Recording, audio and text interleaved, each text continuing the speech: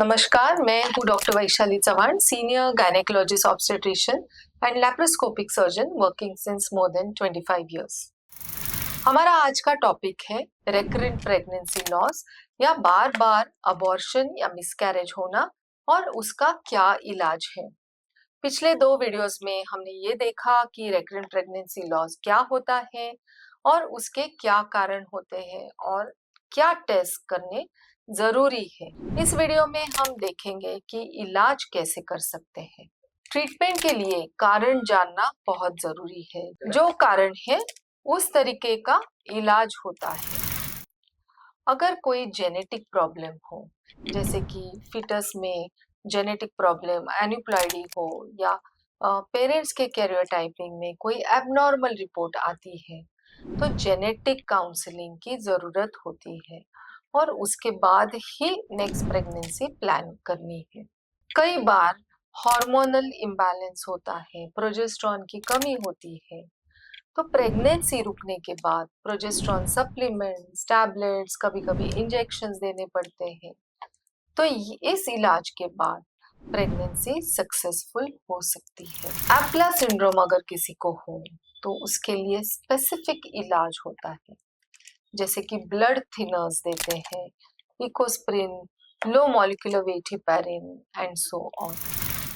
सही तरीके से अगर ट्रीटमेंट ले, मेडिकेशन ले, तो डेफिनेटली प्रेगनेंसी सक्सेसफुल होती है और 9th मंथ तक प्रेगनेंसी ले जाके नॉर्मल अच्छे से डिलीवरी होके माँ और बेबी दोनों भी सेफ रहते हैं। अगर अनकंट्रोल डायबिटीज हो तो उसे ट्रीट करने के बाद, शुगर लेवल कंट्रोल में लाने के बाद ही प्रेगनेंसी प्लान करनी चाहिए। अगर थायराइड की समस्या हो और इस कारण बार बार अबॉर्शन हो रहा हो तो थायराइड की ट्रीटमेंट करनी जरूरी होती है। कई बार यूट्रस में दोष होता है, सेप्टम रहता है जिसे कहते हैं पर्दा, या सब म्यूकोस फाइब्रॉइड यानी फाइब्रॉइड की गांठ जो बच्चादानी के अंदर रहती है, या अगर ऐसे कोई कारण हो तो सर्जिकली हम इसे करेक्ट करते हैं, जिसे हम हिस्ट्रोस्कोपिक सेप्टल रिसेक्शन कहते हैं। कि दूरबीन होती है जो यूट्रस के अंदर डाल के हम हिस्ट्रोस्कोपिकली वो कट करके निकालते हैं और जो प्रॉब्लम है जिसकी वजह से बार बार मिसकैरेज हो रहा है वो हम प्रॉब्लम क्लियर कर देते हैं।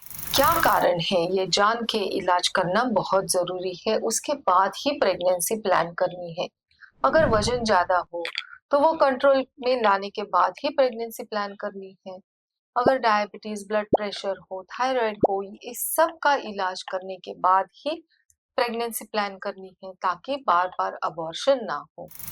एनवायरमेंटल स्ट्रेस कम करना है, फिजिकल मेंटल स्ट्रेस कम करना है, स्मोकिंग, अल्कोहल ये सब नहीं करना है, बैलेंस डाइट, एक्सरसाइज, स्लीप, ये सारी चीजें बहुत इंपॉर्टेंट है ताकि successful pregnancy and successful outcome हमें मिले।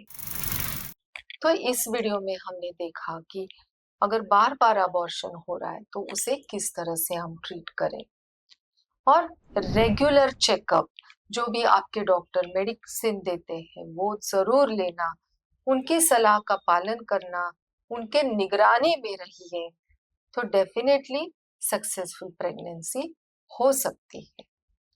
इस विषय के बारे में अगर आपके कोई भी प्रश्न हो तो हमें जरूर लिखिए या हमें कांटेक्ट कीजिए। Thank you.